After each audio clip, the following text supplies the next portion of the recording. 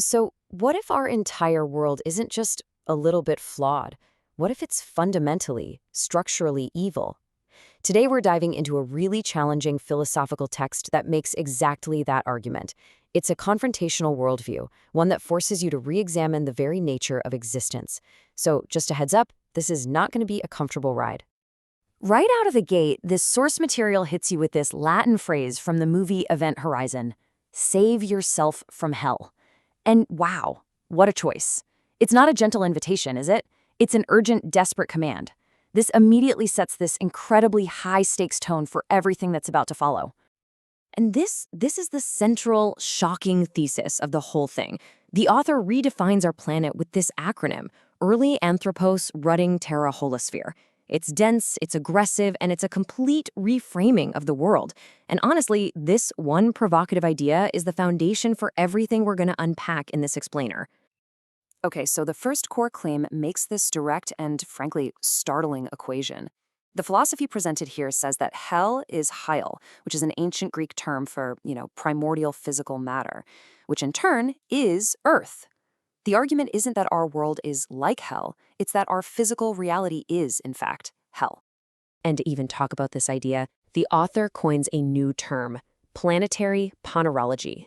Now, ponerology is usually the study of evil in, political systems. But here it's scaled up to a cosmic level. The argument isn't about evil people or their actions, but this wild idea that the entire planetary system, life itself, is structurally, fundamentally evil. To help us wrap our heads around this, the text uses some concepts you've probably heard of. Calling Earth a prison planet is pretty straightforward. But invoking Plato's cave, well, that's the key move here. It frames our entire reality as just an illusion, a world of shadows, distracting us from the grim truth that we're all captives in a system we don't even realize we're in. This quote, man, it just cuts right to the emotional heart of this philosophy. This isn't some detached academic exercise. It's a raw, visceral rejection of existence, and it's fueled by this really profound disgust with the material world. So you might be asking, what's the evidence for such a bleak worldview? Well, this next section argues that life itself is built on a foundation of violence. The text calls our world a satocratic slaughterhouse. A system literally rules by suffering, where violence isn't the exception, it's the main principle. To build this case, the author brings in the work of a philosopher named Julio Cabrera, and the starting point is this idea, the minimal ethical articulation, or MEA. It's a really simple, universal rule that, let's be honest, most of us agree with. At its very core, being moral means you shouldn't harm or manipulate other people. Simple, right? And here's the logical trap that this philosophy sets. We all pretty much accept the MEA, don't harm others. But the simple act of living forces us to violate it, constantly. To survive, you have to consume other life, you have to compete for resources. It's a dog-eat-dog world.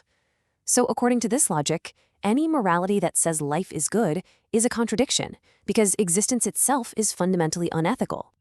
So if just being alive is structurally unethical, then it kind of follows that the material world, what the text calls clay, can't offer any real comfort or any kind of solution. It's a total rejection of finding any physical consolation. And the author really hammers this point home with this powerful, almost rhythmic declaration against the physical world. First, the claim: matter offers no true foundation, no real support. And then, the argument builds. Not only is there no support, but there's no real nourishment, no spiritual sustenance to be found in the material either. And finally, the conclusion of this little refrain: there can be no ultimate satisfaction. From this perspective, trying to find fulfillment in physical things is just a trap. It's a fundamentally futile act. And this idea connects directly to a really old philosophical tradition. Paraphrasing Plato, the text basically argues that if the outer world is inherently a source of suffering, well then truth, beauty, and goodness have to be found or maybe even created internally, from within. Okay, so if the world is the problem, there's got to be a solution, right? This next section outlines the proposed way forward, a method for achieving spiritual liberation from this hell on earth. And the path is presented as this really clear, stark choice. On one side, you have heavenly inspiration. That's the path of detachment, of a metaphorical dying to worldly desires. And on the other side, you have earthly stimulation, the trap of physical pleasure, ego, and material gain, which is described here as a serpentine spell. The source actually lays out a three-step process for this liberation. First, you have to recognize that life isn't a gift, it's a test, like an escape room.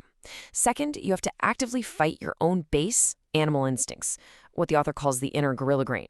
And finally, you win, not by achieving worldly success, but by reaching a state of inner peace where the chaos of the world just doesn't affect you anymore.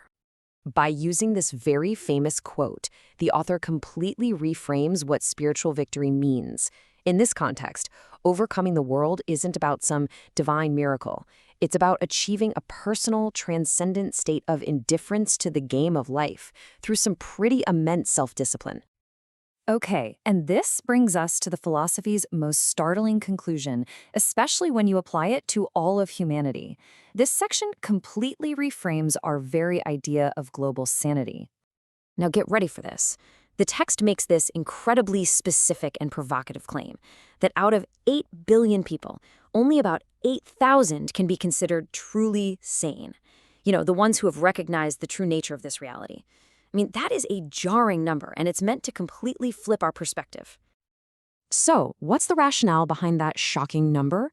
It's this. If you just accept the premise that the world is a giant asylum for the insane, then suddenly all the conflict, the suffering, the seemingly irrational behavior of humanity, it's no longer surprising. It becomes the expected norm. It's just the baseline symptom of the institution. This framework then breaks down the key players inside this asylum.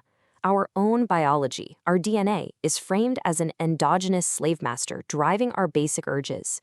At the same time, our external social programming, culture, is the exogenous slave master telling us how to act. And in this prison, the choice not to have children becomes a moral act, the act of an abolitionist. And any optimism, well, that's seen as being foolishly tragic, like Sisyphus trying to convince himself he actually enjoys pushing that rock.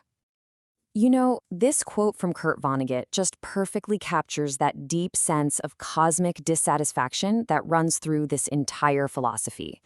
It's such a simple, profound, and kind of melancholy summary of the human condition as it's presented here.